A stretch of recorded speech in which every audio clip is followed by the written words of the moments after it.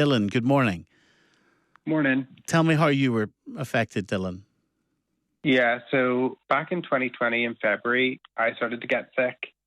I was showing symptoms of COVID, but because it was so early in the pandemic, the doctors were saying, oh no, it couldn't be COVID, you haven't been travelling.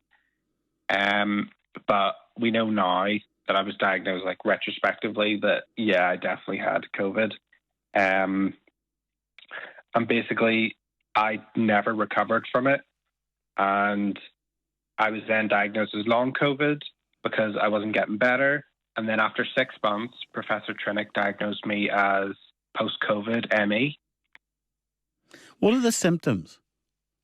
So for me, the main symptom is Post Exertional Malaise. So after I exert myself, like that could be, especially now, it could just be watching TV. That could be a trigger. And then I'll be in severe pain for days, maybe weeks. And it'll be nerve pain all over my body. I'll get migraines. I also have cluster headaches or suicide headaches, as they're called. I have IBS as well, trigeminal neuralgia, POTS, sleep apnea, and all caused by COVID. How do you know it's caused by COVID? How do the authorities know it's caused by COVID rather than another illness coincidentally appearing after COVID? Well, I had all the symptoms that showed it was COVID, and that would probably suggest it was COVID because I was completely healthy before I got sick. Like I was going to the gym multiple times a week. I was part of a football team. I was like part of orchestra as well. How old are you, Dylan? I can't even hold my violin or anything. How old are you? I'm 26 now, but I was 22 when I got COVID. And how's this affected your life? I can hear how it's affected it, but yeah. Well, I was supposed to be in Queen's studying medicine, but I had to not take up the offer because I just, like, even if I concentrate for a little bit, that'll trigger my migraines. The nerve pain will start happening. So I spend almost all my time in bed just because of the pain.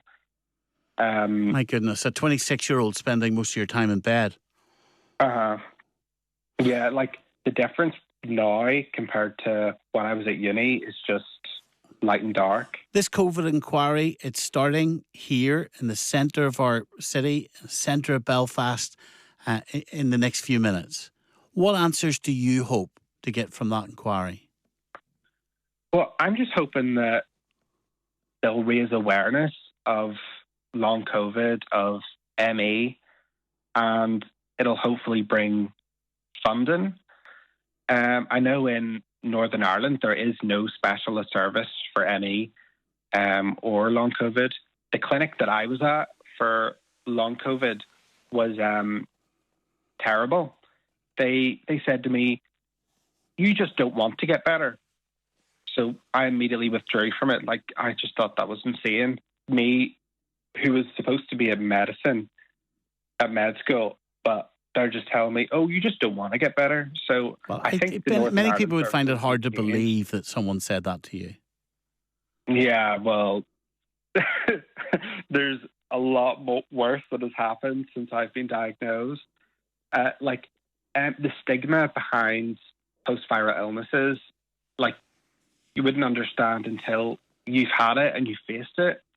Like, I've had doctors say to my face that you're not sick, you're just not trying hard enough. Like, you just don't want to get better. And anyone else with a post-viral illness will have had that experience and they'll know what I'm talking about. Dylan, thank you very much indeed for talking to us today.